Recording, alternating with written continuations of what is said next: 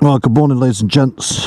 We are just leaving the Cafe Express at Crossgates in Wales, and I've jumped on the 483 this morning, riding some good roads.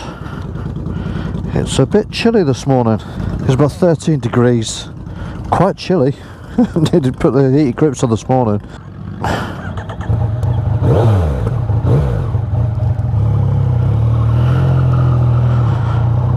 So had a nice half breakfast at the Food Express in Crossgates.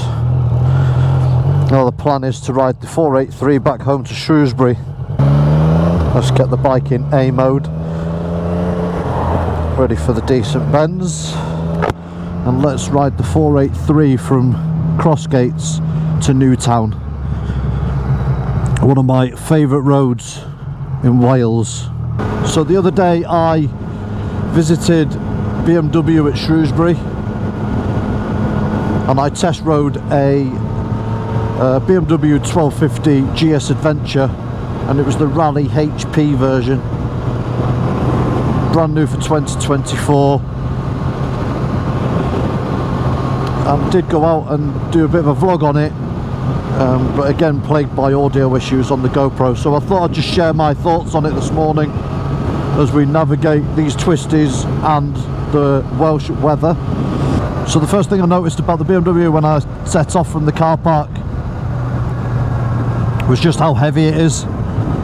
So looking at 260 kilos and picking it off the side stand, that's definitely noticeable, and trying to manoeuvre that around the car park was a bit of a, I was worried. The last thing you want to do is drop a brand new bike in the dealership car park. But as soon as you jumped on the bike, as soon as you jumped on the BMW, it was absolutely seamless. It's just so easy to ride, and for such a big bike it shouldn't be that easy to ride. It was so light, it was so flickable in the corners, it was beautifully balanced. And I took the BMW down the 488 from Ponsbury to Craven Arms, and was just immediately blown away by just how easy it was to ride and how comfortable it was. And I could quite easily do 300 miles on that, easy. I was thinking to myself, you could quite easily go from Shrewsbury up to Inverness at the start of the North Coast 500 without even really having to stop for fuel or a rest.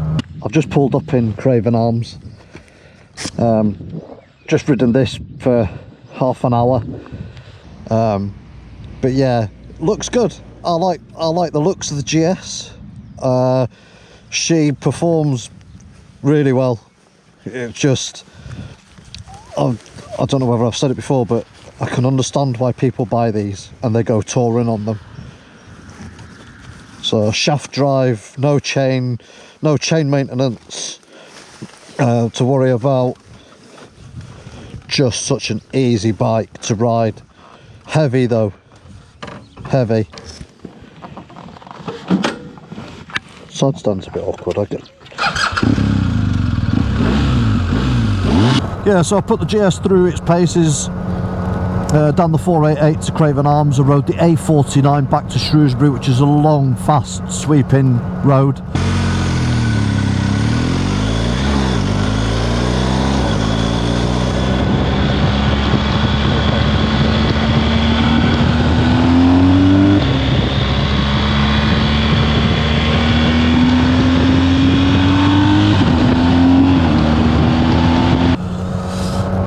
Then I went through town and did a lot of slow speed stuff and filtering, and then took down the A5, utilising motorway speeds and the cruise control. I found the road mode, which is a bit wallowy suspension wise, and you didn't really feel the road, if you know what I mean. You sort of floated down the road on a magic carpet without having any feeling through the bars or any feeling on the road. It wasn't until you sort of put into Dynamic Pro, which stiffened the suspension up a little bit more, that you got that sort of that feeling through the bars. but nothing compared to the Tracer. I mean, the Tracer with a K-Tech suspension is a sports tourer, very, very lean towards sports, and with that you can feel every single bump in the road on the Tracer, whereas the GS seemed to just lap up the potholes and the dodgy roads around Shropshire. Even in fourth gear, I didn't have to drop it down any to do any overtakes. On the Tracer, you are up and down through the gearbox, second, third, fourth. Whereas the GS, you could quite easily, like on this road now, sat behind this traffic, sit in fourth gear, and then easily just cruise past in fourth gear, seamlessly overtaking. And it pulled like a train, the BMW. Going down the A5 using the cruise control. I've never used cruise control on a motorbike before, but now I've used it, oh my god, what a difference it makes to long distance touring, especially on motorways. So if you were to try and break the back of Europe, getting through France, Belgium and Germany as quickly as possible to try and get to Switzerland, you'd be using that cruise control all the time, I think.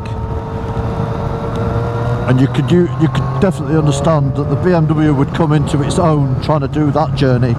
And the fact that you can change the suspension and the road settings on the fly, on the thumb, you know, very, very easily. I was sold on the BMW after riding it for 4 hours around Shrewsbury and the various roads there. I came away with a big grin on my face, and it wasn't until I jumped back on the Tracer that you just realise what the Tracer's lacking, if you know what I mean, with regards to touring capability. Not that you can't tour on the Tracer. I toured Europe and Norway on the GSX 650, and that was basic. It didn't have any rider modes or even ABS, I don't think.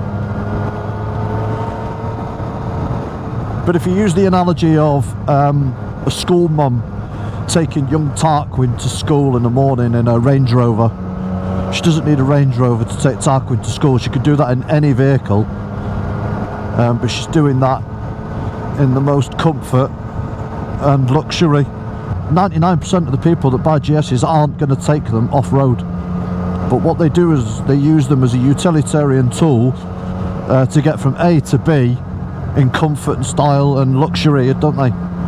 But with that comes a price tag. And at £18,000, got a bit of a sickly feeling in my stomach when I thought about spending £20,000 on a motorbike. So I think if I did buy one, it'd have to be a second-hand model, round about 21, 22 plate, a couple of years old. But even then, you're spending £14,000, and for £14,000, you could probably buy a KTM Super Adventure 1290, brand new.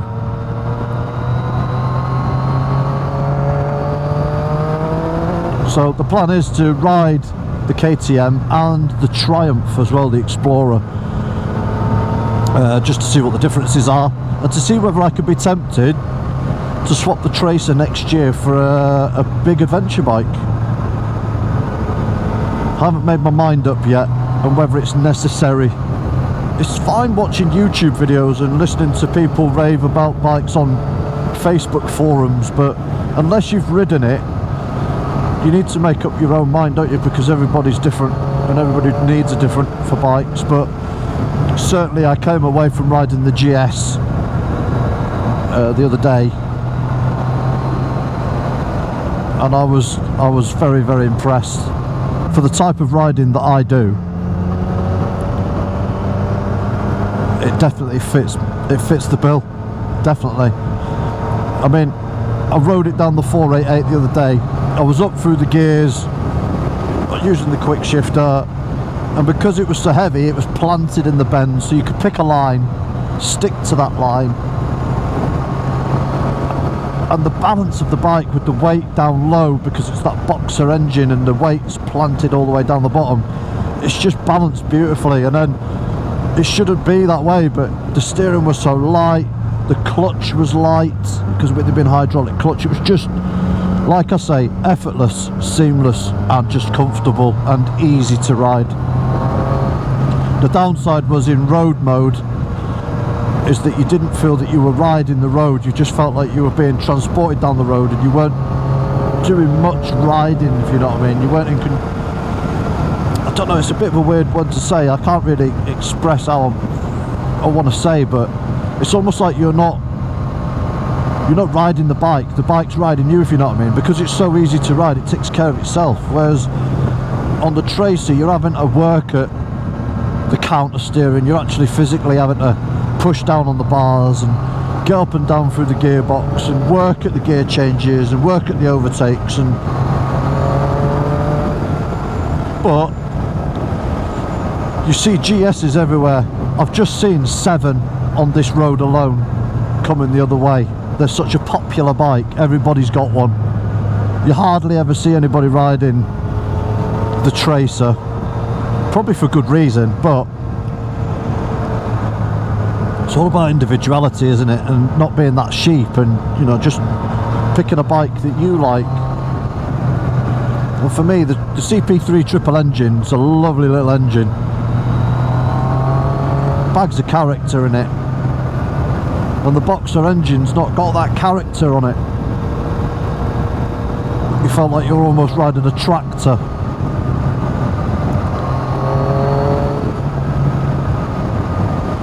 But that's not what I'd buy the bike for. I don't know.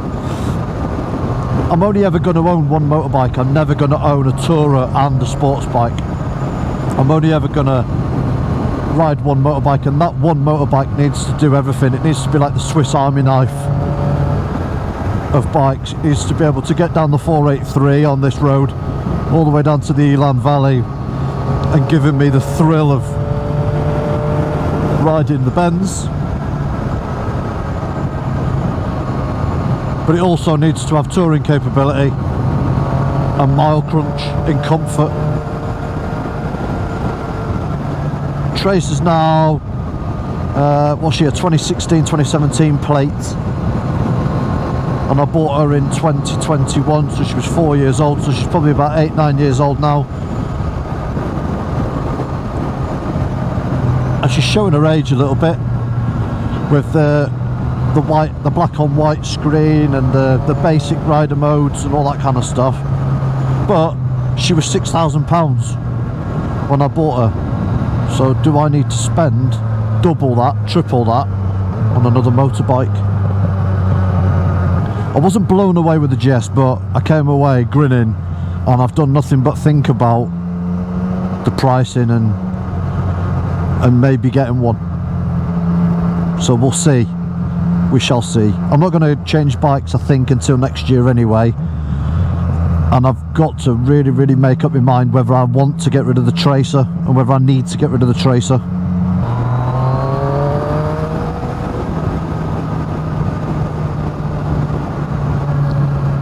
But yeah, that was the 483 from Crossgates. Just heading into Newtown now. Then we're going to pick up the 489 and then the 488 back into Shrewsbury.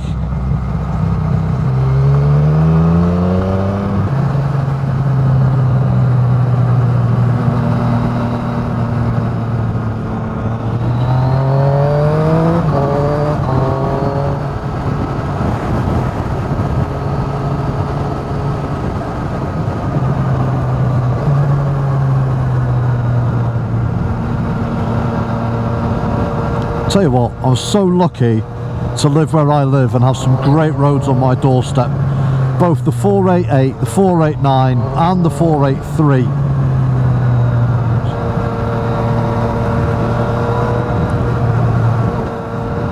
Brilliant roads, all within spitting distance of my house. And if you're ever lucky enough to come this way and you're on the A5, pop through and ride the 488, the 489 and the 483. You won't regret it.